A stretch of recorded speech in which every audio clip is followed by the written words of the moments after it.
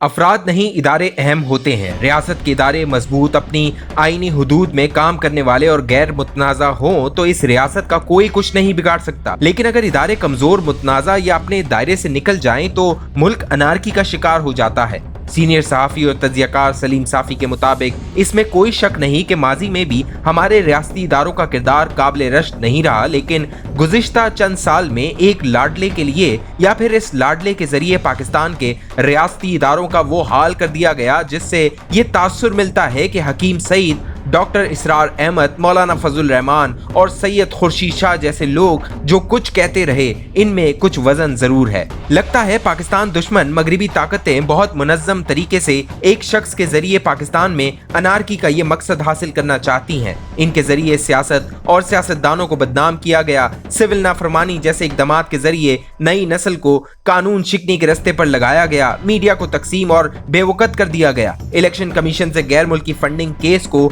8 साल तक जेरे इल्तवा रखकर और आरटीएस सिस्टम को बिठाकर इलेक्शन कमीशन को डिस्क्रेडिट किया गया। पहले फौज को इनके साथ मिलाकर बदनाम किया गया और अब इनके जरिए इसे गालियां परवाकर अवाम की नजरों में इसको बेवकार करने की साजिश की जा रही है। लेकिन सबसे अफसोसनाक पहलू आला अदलिया का है। बदकिस्मती से साकिब निसार और अजमत सईद जैसे लोगों ने अदलिया को इस शख्स को वजीर आजम बनवाने और फिर बचाने के लिए इस्तेमाल किया। अब जब डिप्टी स्पीकर कासिम सूरी के इकदाम से मुतल्लिक सुप्रीम कोर्ट का फैसला आया तो इस शख्स की पार्टी के जरिए सोशल मीडिया पर अदलिया को गालियां पड़वाई गई और ऐसी सूरत हाल पैदा की गई कि पीटीआई के सिवा मुल्क की तमाम काबिल जिक्र जमातें सुप्रीम कोर्ट के चीफ जस्टिस पर मुश्तमिल बेंच के फैसलों को मुतनाज़ा करार दे रही हैं। सबसे अफसोसनाक अमर यह है कि मुल्क की सबसे बड़ी अदालत भी मीडिया की तरह तकसीम नजर आती है, जिसका वाज़ेह सबूत पहले सुप्रीम कोर्ट के चीफ जस्टिस के बाद सीनियर तरीन जज जस्टिस काजी फैज ईसा के बारे में नाजायज रेफरेंस दायर करना और अब चीफ जस्टिस के फैसलों और इक़दामात के बारे में चीफ जस्टिस फैज ईसा के खतूत हैं। अदलिया की इस तशवीशनाक सूरत हाल और तकसीम का अंदाजा जस्टिस काजी फैज ईसा के 25 जुलाई 2022 को बैरून मुल्क जहां वो सालाना तातीलात के लिए तशरीफ ले गए हैं के भिजवाए गए खत के मंदरजात से बखूबी लगाया जा सकता है। यहाँ मैं जस्टिस काजी फैज ईसा, जिन्हें अगले साल चीफ जस्टिस ऑफ पाकिस्तान बनना है, के खत का उर्दू तर्जुमा नकल कर रहा हूँ, जिससे अंदाजा लगाया जा सकता है कि मामला कितना संगीन है। 25 जुलाई 2022 को जस्टिस काजी फैज ईसा ने चीफ जस्टिस ऑफ पाकिस्तान को लिखा, मुअज़्ज़ज़ चेयरमैन और काबिल एहतराम अरकान जुडिशल कमीशन ऑफ पाकिस्तान, अस्सलाम वालेकुम। मुझे अपनी सालाना तातीलात के दौरान अदालत उज़्मा के एडिशनल रजिस्ट्रार की जानिब से एक व्हाट्सएप पैगाम वसूल हुआ जिसमें बताया गया था कि सुप्रीम कोर्ट ऑफ पाकिस्तान में 5 जजेस की तकर्री का फैसला करने के लिए मुअज़्ज़ज़ चीफ जस्टिस ऑफ पाकिस्तान ने 28 जुलाई 2022 को जुडिशल कमीशन का इजलास तलब किया है। हालांकि सालाना तातीलात के आगाज से पहले जुडिशल कमीशन का कोई इजलास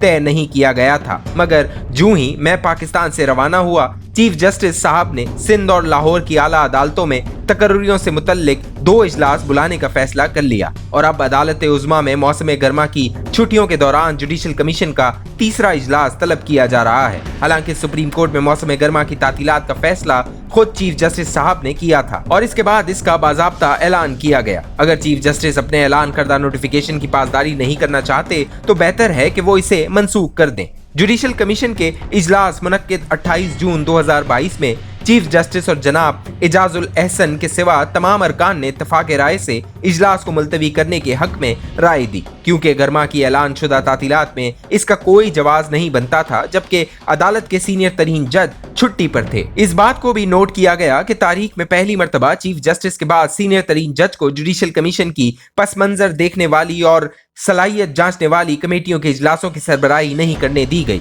इसके बावजूद जुडिशल कमीशन का एक और इजलास बुलाना नाकाबिले फहम है, जबकि वो तमाम वजूहात जिनकी बुनियाद पर पहले इजलास मुलतवी किए गए थे अब भी बरकरार है। और इनके साथ इजाफी वजह यह भी है कि अटॉर्नी जनरल का अभी हाल ही में ऑपरेशन हुआ है। जब चीफ जस्टिस साहब को ये मालूम है कि चंद दिनों में सीनियर तरीन जज पाकिस्तान वापस आ रहे हैं तो वो कुछ दिन मजीद इंतजार क्यों नहीं कर सकते। महीनों तक जुडिशल कमीशन के इजलास ना बुलाना और फिर 3 इजलास यूं तलब करना जबकि सीनियर तरीन जज अपनी मंजूर शुदा सालाना छुट्टी पर हों, ये जाहिर करता है कि चीफ जस्टिस नहीं चाहते कि बाकी जजेस इजलास में शरीक हों, जो वाज़ेह तौर पर गैर कानूनी व गैर आईनी है। ये बात काबिल जिक्र है कि मैं मौसम सरमा की तातीलात के दौरान भी काम करता रहा हूँ और आमतौर पर मैं शाम को दफ्तर से निकलने वाला आखिरी फर्द होता था। मैंने एक भी ज़ेरे इल्तवा फैसला नहीं छोड़ा और न ही तफसीली वजूहात की फरहमी का इंतजार करते हुए कोई मुख्तसर फैसला सुनाया। जब अदालत उज़्मा में असामियां खाली हुई तो चीफ जस्टिस साहब ने कोई इजलास तलब नहीं किया, लेकिन अब अचानक ही उजलत में